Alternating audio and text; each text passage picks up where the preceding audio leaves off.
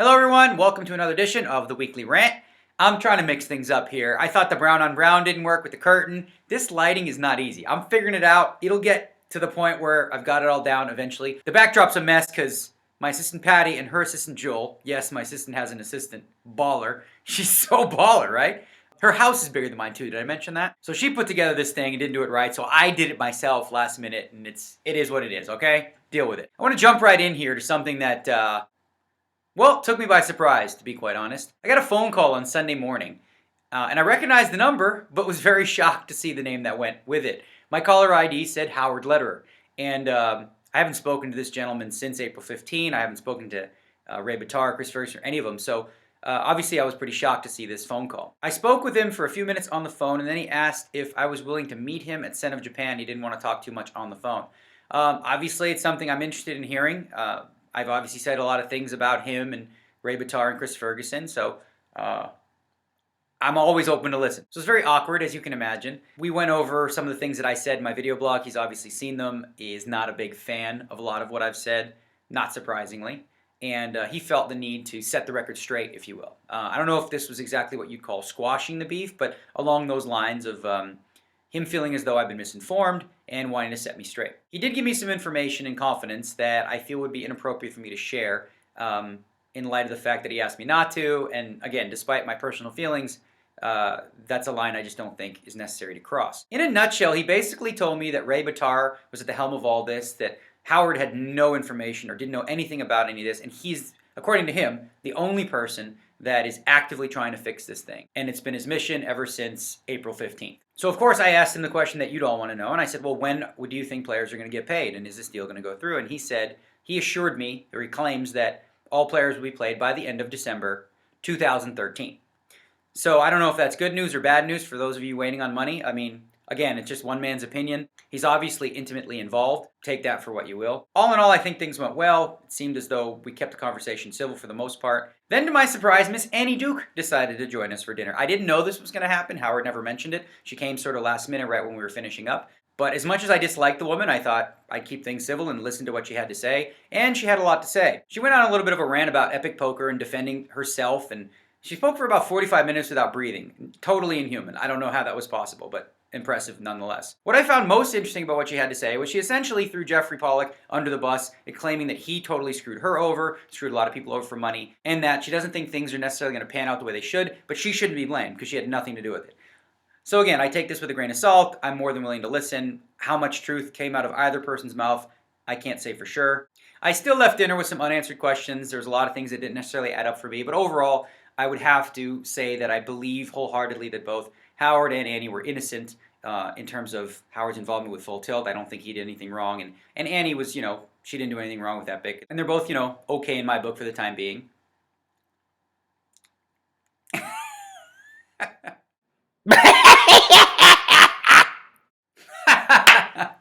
April Fools, y'all. Come on, like that would ever happen? Seriously. No. April Fools. I had to do it. I'm sorry. Yeah, there's absolutely no truth to anything I just said. If you haven't already, people, get your bets in. iSeries Live goes live 1700 GMT on April the 5th. So this airs on the 4th. You'll see this tomorrow. Again, if you're in the US, feel free to join in. Watch it live with whole cards. If you're in the rest of the world, get your money down. There's still plenty of good bets on there. And don't forget this. You'll be able to bet interactively. So keep watching. If you start noticing some trends, you feel like one guy's playing better than the other, feel like he's going to win, you can bet throughout the entire event. So that's April 5th, 1700 GMT. You figure out what that means for you.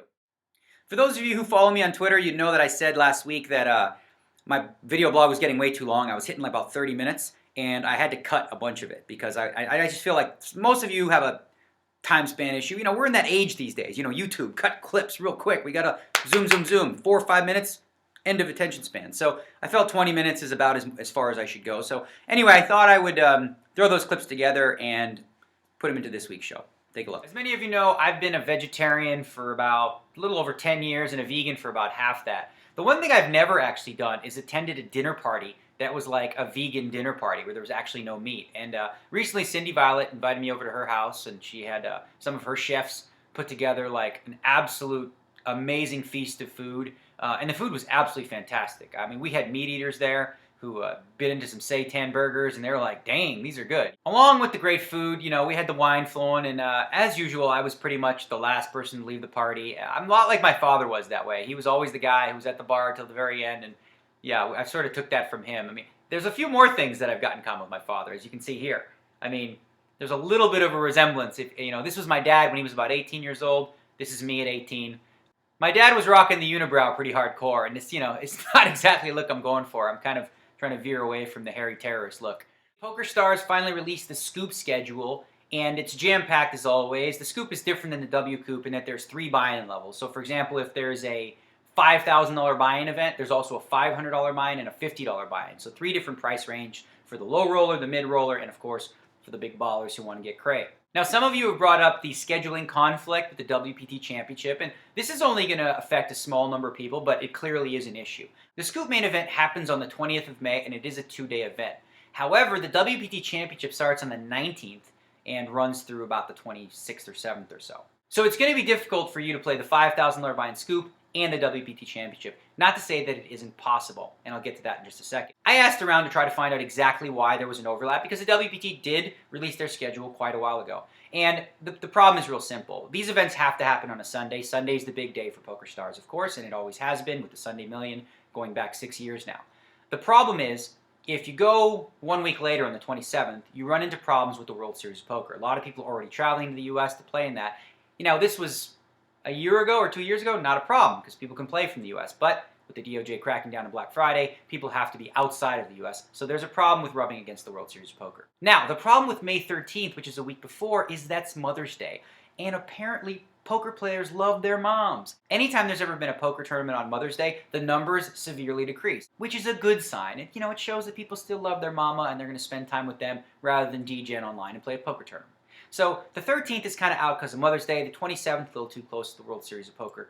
And if you go before that, now you're running into a problem of running up against the EPT Championships. So while it's a problem, playing in both is still potentially doable. So here's how you do it. The WPT, Jack McClellan, understands the issue is being more than accommodating by allowing people to late register all the way up until day 3 at 6 p.m. So essentially what that means is you could skip all of day 1 in the WPT.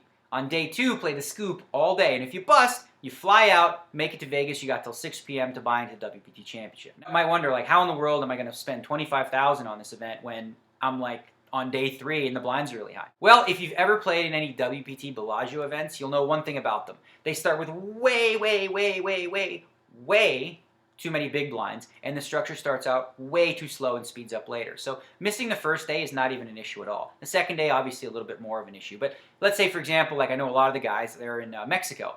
If they're in Mexico an hour or two away playing Scoop, they bust up by 4 or 5 o'clock, they can make it in for day 2. If not, they make it for level 8 or 9, I believe, on the next day, and they can come in and play day 3 with a decent stack. I'm pretty sure, I don't know exact numbers, but I think you'd have at least like 30, 40 big blinds, which pretty much is what a tournament becomes near the end anyways. So it's an unfortunate overlap, and nothing can be done about it at this point. Otherwise, I promise you, I would have looked into it and done everything I could to try and fix the schedule, but it just has to be the way it is. Now, a lot of you guys were expecting this for quite some time, but Pokerstars finally released Zoom Poker, which is essentially Hold'em with a twist. I mean, you can be in the big blind, next hand you can be on the button, next hand you can be under the gun.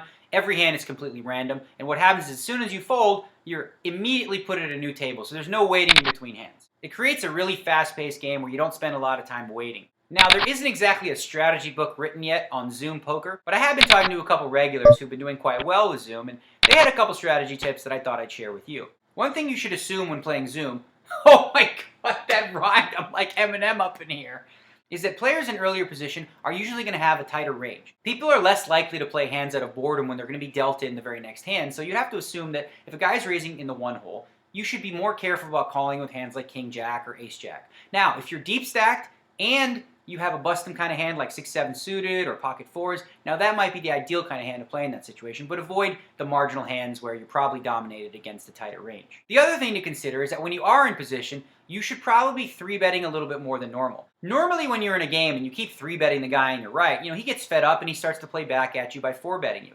However, in this case, every single hand there's a different guy on your right and a different guy on your left. So it's not like you're going to habitually abuse the same guy over and over. So you should be 3-betting these players more often. It's a bad strategy to defend too many 3-bets out of position, and since they've got a hand coming at the very next table, they don't feel so engaged and feeling like, oh, I'm so sick of this, I've got to call. So you're more likely to get away with that strategy, I think, in Zoom poker than you would in regular poker. Zoom poker is really ideal for the mass multi-table grinders. While you can only play 4, the fact that you're always getting dealt into a new hand means you're always having cards popped up on every screen you're playing. The key benefit to Zoom poker is that you're going to rack up those VPPs like at lightning speed. Since you're going to be playing so many hands dealt in so quickly, you can get in 2,000 hands before you know it. There's one other website I want to tell you about, and it's called everythingpoker.com. Essentially what these guys have done is over the year they've taken a lot of the Team Pokerstars pros, and we've shot a lot of videos from beginner, intermediate to advanced, and it's 100% totally free. So check out the site. If you've never even played poker before, there's like a tutorial on how the game even works and what hands to play. If you're more of an advanced player, there's definitely videos for you, and there's always like new videos being uploaded on the site, so keep checking back. Again, it's totally free, no strings attached. Last week I was invited to take part in a indoor soccer league. I used to play soccer when I was a kid and I was decent. It's been about 20 years. 20 years, yeah. 37 now. Feeling it. It's starting to, wow. So anyway, I showed up to the first game. Maybe foolish to think that I could get away with doing this after being hungover. I didn't get home until 6 a.m. the night before. I was out at the clubs doing my thing. But the game wasn't until 11 p.m. I figured, hey, I got plenty of time to sober up. Anyway, it's a co-ed league. We are part of a team that involves Christy Arnett, Donnie Peters, and Gary Gates. All guys from the poker community. And it's a co-ed league, so on the field you need to have 3 women and 3 men at all times. And there's fun rules when you play co-ed in that no person can score more than 3 goals. However, every goal a girl scores is worth 2. So having a solid woman on your team is valuable. Luckily for us, we have Christy Arnett, who happened to score our first 3 goals. But after that, she's not allowed to score anymore. So she's kind of like, hey, help me out here. Christy's definitely a star on our team. And Donnie Peters, Gary Gates, these guys, they know what they're doing. So it was a blast. Unfortunately, we came out on the short end of the stick, losing 12-10. Our name, by the way, is the Angle Shooters, which makes so much sense. Shooters, angles, ha, funny. So the plan is a 10-game regular season followed by a playoff, and I feel like we'll make the playoffs. Unfortunately, though, I'll be in Ireland for the next game and possibly the third. And then, of course, some other guys are going to have to leave for some other games. Donnie Peters is always on the road for Poker News, Gary Gates with Pokerstars, and, Christy Arnett, of course, with Poker News. So we all travel the circuit and understand, but we're going to do the best we can. And we've got enough people on the team that are grounded in Vegas where I think we can, make a go of it. Again, time frame. Hey. It's going to be fun. Huh? Even here, we throw How'd it go? 700-800 I'm not as bad. I've played in like 20 years. I'm hungover. I was out till 6 in the morning. But I got a second win. I was ready to go in the second half. I think you did really well. You started out kind of nervous, then you got a good feeling for it. 20 years. Yeah. My hair's a mess.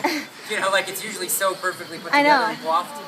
It's a fun house, right? But I'm looking forward to getting back in shape. It's every Thursday night we're doing it, and I'm going to try to make as many games as I can and, elevate that level of endurance. Because you all take shifts. We had like 7 guys on our team, and you think, oh man, that's too many for only 2 position spots. Nobody minded coming off. Everybody was exhausted. One thing that I have not done a lot of this year is golf. I mean, golf is something I'm a fanatic about. I have a pretty nice facility in the backyard. As you can see, 6 aces golf. Gambling is permitted and encouraged. And there's the little golden bear emblem. So yeah, I mean, I've got the bunker here. I've got, a full pitching area. It's pretty spacious. I don't putt on it as much as I hit shots. I'm more working on my short game in other ways. But it's a blast having that thing in the backyard. I haven't played a round of golf in a long time without my guy, Christian. Christian is my caddy / coach. He's the one that's taking my swing from really, really bad to like, at least he can hit the ball now. Christian is like uber good at golf when he plays. If he was a little taller, bigger, stronger, maybe he would have been PGA Tour Pro or something like that. I don't know. I shot a couple clips from when we were playing, and check this one out. This is a 195-yard par 3, and Christian pulls out a 6-iron. I, of course, am hitting driver because, I just don't have it yet. And so take a look at this. That's me. I hit probably one of the best tee shots I've hit, well, in a long time since I haven't golfed. And look what Christian pulls off. Check this out. I mean, tap-in, almost a hole-in-one. So yeah, like I said, he's pretty good. Now, Christian sent me a clip of the very first swing he saw in May of 2008 that I took before I'd met him and had any coaching at all. I mean, look at this mess. Look at this. Just what kind of posture is that? I'm bent over. My feet are open, shoulders closed. How do I even hit the ball? Look at that flat swing. Oh my God, this is pathetically bad. This is a more updated version of the swing. Now, please keep in mind that This is the first time I've golfed in about 4 or 5 months, so it's not exactly where it will be when, we golf some more, but much better than it was in 2008. The one thing I find more annoying than anything, and I know it's going to happen no matter what, is there's going to be 100 of you people going, Danny, in 15 minutes I can make you shoot, I'm going to be shooting 80 every day. Take me 10 minutes. Really? Okay. First of all, you don't know what tees I play from. I play from the back tees, okay? Why? Because everyone else does. So I'm hitting driver 3-wood off every tee. You're not going to really be able to change that because I got nothing going on right here right now. I'm weak. I don't have much power. But I hit the damn ball straight. So please do me a favor and save all your comments about how you can fix my swing and blah, blah, blah, and send them to @2acesgolf on Twitter. I'm sure he's really going to appreciate it. That's my golf guy. If you got problems with my swing, talk to him. The one area where I really don't have any problems is obviously having a facility in my backyard helps is chipping and putting. Good. Take a look at this chip here. I felt like I'm supposed to make this thing, like that's how good I chip. If I don't make it, I'm like disappointed. That thing's about 2.5, 3 feet past the hole, and I'm just disgusted. Look at that face, pissed. For those wondering, the course I'm playing at is TPC Summerlin, and the house you're looking at there, that was Chip Reese's house, the late great Chip Reese. For many, many years, Sheldon Adelson, who owns the Venetian, had been asking Chip to sell, and he was thinking he wanted to buy it for like $5-6 million, and Chip would never sell the house. And when Chip passed away, Sheldon took over the house, and he tore down the lot next to it, and he's building this like monster mega super house. It's weird because 3 months ago you look at this place and it was just all gravel, and it's building pretty quickly. Now I haven't played the lottery in forever, but Mega Millions last week was something like $640 million. So on Twitter, a campaign was developed by the one and only Josh Aryeh, and you got guys like Ben Lamb and Matthew Waxman, myself, and a whole bunch of other guys to invest a little bit. Well, more than a little bit. We bought 30,000 tickets. Meanwhile, this guy right here bought one. He spent $1 and turned that into $640 million. Yeah, so we don't feel too smart about blowing off 30,000. It wasn't a bad gamble. Apparently we were getting the right price, so we don't feel so stupid about it.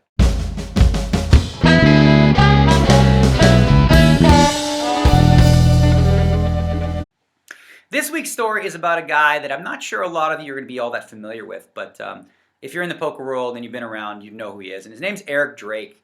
And Eric, he actually invented the super satellite. He used to run the World Series of Poker way back in, like maybe the early 80s, maybe even late 70s. I'm not exactly sure. But he's been around for a very long time, an accomplished stud player, one of the guys you might see playing in the Larry Flint game at the Hustler Casino. Well, anyway, Eric is loved by everybody. Everyone really likes this guy. He's a super cool dude, very friendly. But, just like a lot of guys, he's had his ups and downs and gone through periods where he's a little short on money and had to borrow and whatnot. So this story would be from like several years ago. But anyway, Eric Drake is on a plane. He's going somewhere, I don't know where, and he's sitting in first class.